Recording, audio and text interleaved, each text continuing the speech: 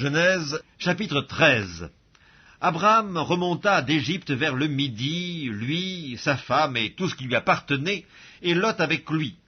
Abraham était très riche en troupeaux, en argent et en or. Il dirigea ses marches du midi jusqu'à Béthel, jusqu'au lieu où était sa tente au commencement entre Béthel et Haï, au lieu où était l'autel qu'il avait fait précédemment. Et là, Abraham invoqua le nom de l'Éternel.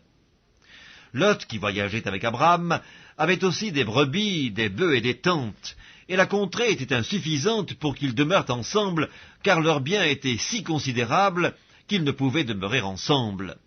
Il y eut querelle entre les bergers des troupeaux d'Abraham et les bergers des troupeaux de Lot. Les Cananéens et les Phéréziens habitaient alors dans le pays.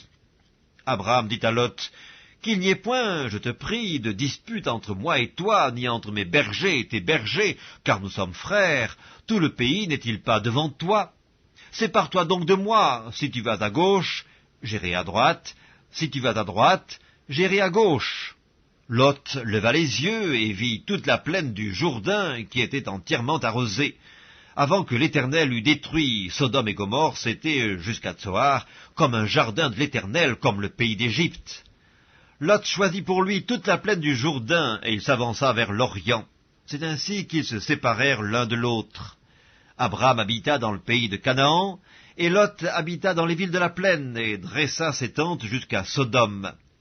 Les gens de Sodome étaient méchants et de grands pécheurs contre l'Éternel. L'Éternel dit à Abraham, après que Lot se fut séparé de lui, « Lève les yeux et du lieu où tu es, regarde vers le nord et le midi, vers l'Orient et l'Occident, car tout le pays que tu vois, je le donnerai à toi et à ta postérité pour toujours. Je rendrai ta postérité comme la poussière de la terre, en sorte que, si quelqu'un peut compter la poussière de la terre, ta postérité aussi sera comptée. Lève-toi, parcours le pays dans sa longueur et dans sa largeur, car je te le donnerai. » Abraham leva ses tentes et vint habiter parmi les chênes de Mamré qui sont près d'Hébron, et il bâtit là un autel à l'Éternel.